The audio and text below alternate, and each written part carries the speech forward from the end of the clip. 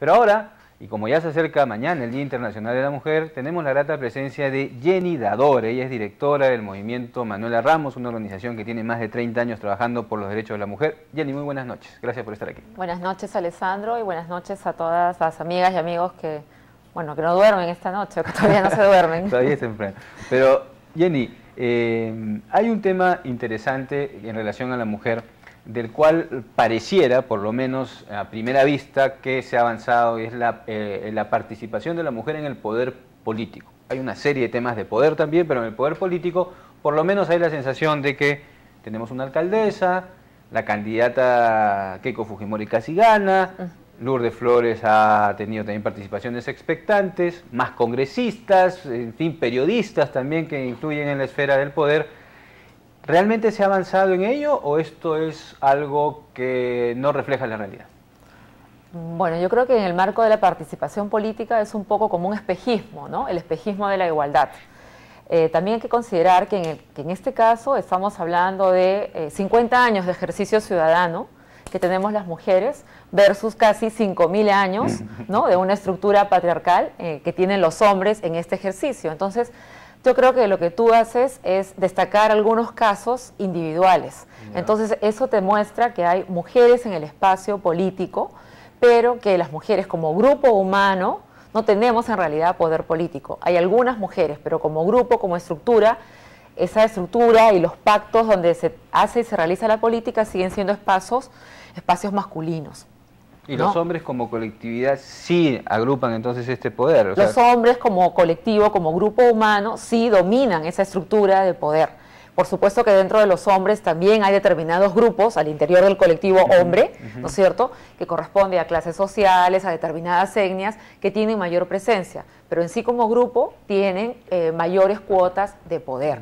Entonces, en el caso de las mujeres, los avances se dan fundamentalmente desde el año 97 hacia adelante, que tenemos una ley de cuotas, ¿no es cierto?, de participación política, que obliga a los partidos a colocar... A la postulación, ¿no es cierto? A la postulación. No a la elección. Claro, son cuotas para conformar la lista, ¿no? No son cupos que te van a asegurar los escaños. Entonces, esas cuotas han ayudado, pero no hay realmente una voluntad política tampoco dentro de los partidos, porque desde que las cuotas se normaron sistemáticamente, se han venido incumpliendo esas cuotas y el Estado, en este caso el Jurado Nacional de Elecciones, que es el órgano encargado de administrar justicia, no ha sancionado debidamente el incumplimiento, ¿no? Ha aceptado la inscripción de listas que no estaban completas, ha aceptado inscripción de listas donde contaban suplentes y titulares, todo ese tipo de cosas, ¿no? Lo que motivó, por ejemplo, una acción de Manuela Ramos, una denuncia contra el Estado en la Comisión Interamericana de Derechos Humanos. Ok, tú has mencionado, has hecho un paralelo interesante de 50 años de ciudadanía, ¿no? Frente a milenios a 5.000 años de,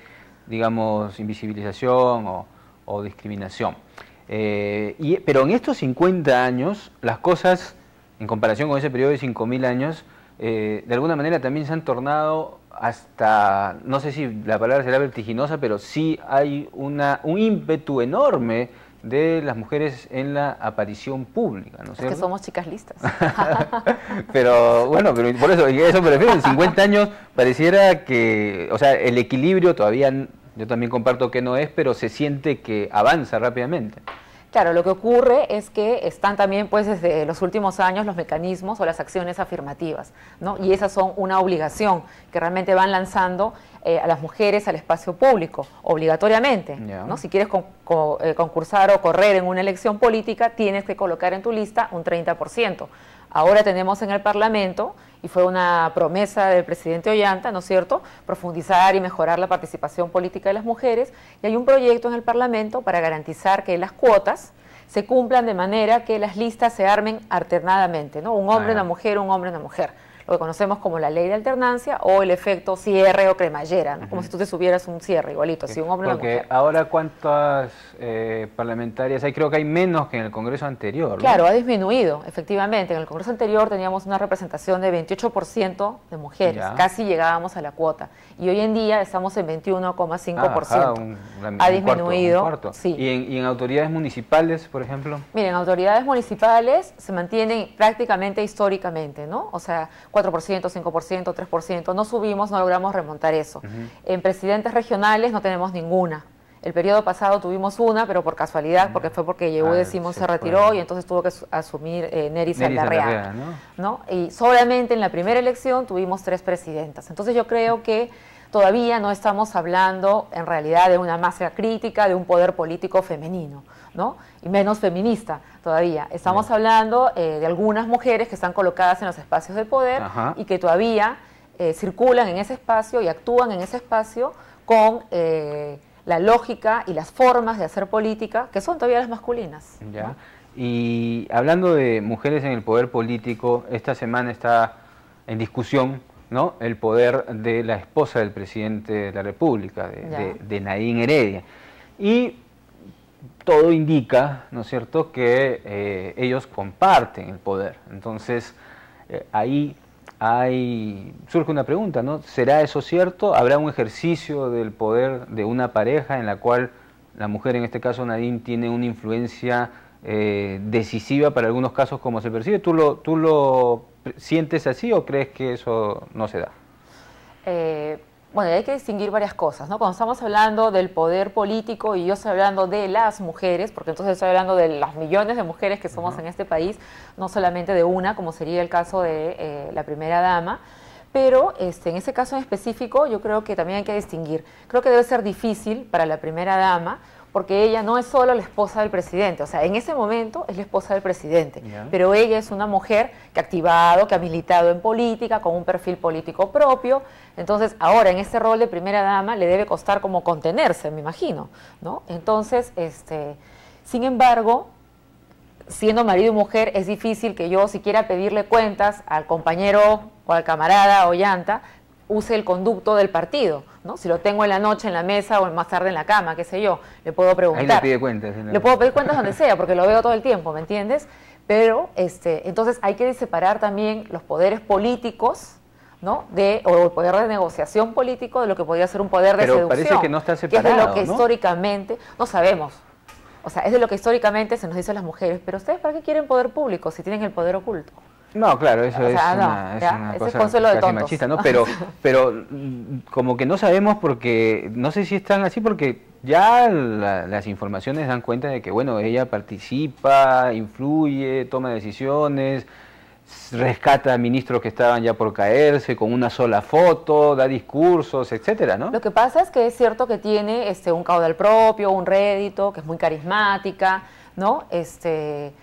No necesariamente, o sea, sé que participa en algunos espacios, todo, creo que ahí se cruzarían o se entrecruzarían, ¿no?, algunos roles, pero no se le puede negar que ella era una mujer con autonomía y con un perfil propio, ¿no? Ahora, que a mí dentro de la estructura, cómo debe funcionar un Estado, me parezca correcto o no, no me parece, ¿no?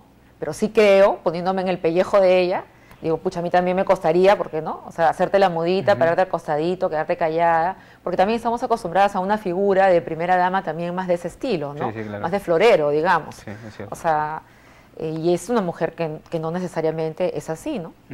Ahora, Jenny, cuando se habla de poder, generalmente se entiende el poder del ejercicio político, ¿no? Pero hay otros ámbitos que quizá la comunidad en general no aborda, ¿no? Entonces, ¿qué otros espacios pueden ser importantes para para que vayamos hacia una equidad entre hombres y mujeres? Bueno, mira, si hablamos de estructuras o de espacios en la comunidad, podemos hablar del espacio municipal, ¿no? Podemos hablar de los mecanismos que existen, como por ejemplo los presupuestos participativos, ¿no? Y la posibilidad de participar en esos espacios desde lo comunal. Ahora, fundamentalmente, yo creo que para ir cambiando ese tema de las relaciones, de desequilibrio que hay, etcétera, tú tienes que entrarle al tema cultural, ¿no? Mientras no cambiemos las representaciones o imaginarios que tenemos de lo que debe ser un hombre o una mujer, siempre va a ser más complicado tener igualdad de oportunidades para participar hombres y mujeres, ¿no? Aunque haya leyes de cuotas. Cuando tú entrevistas a candidatas, a parlamentarias, etcétera, siempre te van a decir que uno de los problemas es el tema doméstico también. O sea, claro, no es un problema de normas, ¿no? Si tú has mencionado el tema cultural, pero entonces es mucho más complejo el asunto, porque cómo poder influir, o sea, el Estado tendría que impulsarlo de alguna manera para que la cultura patriarcal, etcétera, vaya desmontándose, y eso es más complicado. Eso es más complicado, pero si hace 10 años o 20 años que lo miramos y siempre decimos que el tema cultural es complicado y nunca empezamos a hacerlo, ¿no? ¿Qué se tendría que hacer, por ejemplo, en el tema cultural? Pero es que vamos, o sea, si tuviéramos un Ministerio de la Mujer con competencias rectoras y suficientemente fuerte, ese Ministerio de la Mujer estaría ya dialogando con el Ministerio de la Cultura, con el Ministerio de Educación, estaría metida mirando la currícula educativa, ¿no? Y formando niñas y niños que se consideren iguales en el espacio escolar, ¿no? Y no niñas y niños que crecen en relaciones de subordinación. La cultura no solamente pues son los huacos, traerte las mantas de hiel y qué sé yo, que es importante, ¿no? Pero acá al Ministerio de Cultura se le mira más como patrimonio cultural y no como lo que es la cultura en la cual vivimos y respiramos todo el tiempo, ¿no? Entonces esas prácticas hay que irlas cambiando y también hay que cambiar la vida dentro de los partidos y también la distribución de las tareas domésticas. La última encuesta nacional y primera, ¿no? La última y primera, la encuesta nacional del uso del tiempo nos dice que en este país las mujeres trabajamos todos los días 3 horas más que los varones en trabajo doméstico no remunerado. ¿Ya? O sea, yo te voy a llegar a mi casa a cocinar, te voy a dejar todo listo, ¿no? Para salir mañana. Entonces, todos los días yo pierdo 3 horas respecto a un varón. Y si quiero participar en política, tendría que estar a esa hora en mi partido, ¿no? Y encima voy a ser una mala mujer porque llego tarde a mi casa. Entonces, tienes que ir cambiando esas cosas. Así es, Jenny, qué interesante todos los temas que nos has planteado, porque sí, pues generalmente se ve este asunto, ¿no? Cuotas políticas, etcétera, pero ahora en unos cuantos minutos hemos ido desbrozando algunos aspectos que yo creo que han ayudado mucho a los televidentes a entender más acerca de ello. Finalmente, sobre el Día Internacional de la Mujer, que se celebra el día de mañana, ¿no? Ya yo estoy viendo por ahí que dicen feliz día y cosas por el estilo, y no es eso, ¿no? O sea, se está banalizando. ¿Qué decir para que el Día Internacional de la Mujer cumpla su objetivo? Bueno, nosotras este año en Manuela Ramos hemos decidido decirnos, ¿no? Que hemos sido más o menos de todo y que hemos vivido muchas vidas y hemos vivido de acuerdo a los guiones que otros han escrito para nosotras, ¿no? Entonces decimos algo que dice una escritora francesa que vive en Colombia, que es Florence Thomas, y ella dice, ¿no? Hemos sido vírgenes, santas, putas, monjas, esposas, es tiempo de ser mujer. O sea, todo eso, más muchas otras cosas más y lo que quiera hacer. Ok, ¿no? Excelente, Jenny. Muchísimas gracias por tu participación. Ha sido Jenny Dador, directora del Movimiento Manuela Ramos, una institución que trabaja hace 30 años en nuestro país por lograr la igualdad, la equidad de género, el respeto a los derechos de las mujeres. Esperamos tenerte alguna otra vez por aquí, Jenny. Muchas gracias. En este caso no soy fundadora. Bueno, directora del Movimiento Manuela Ramos.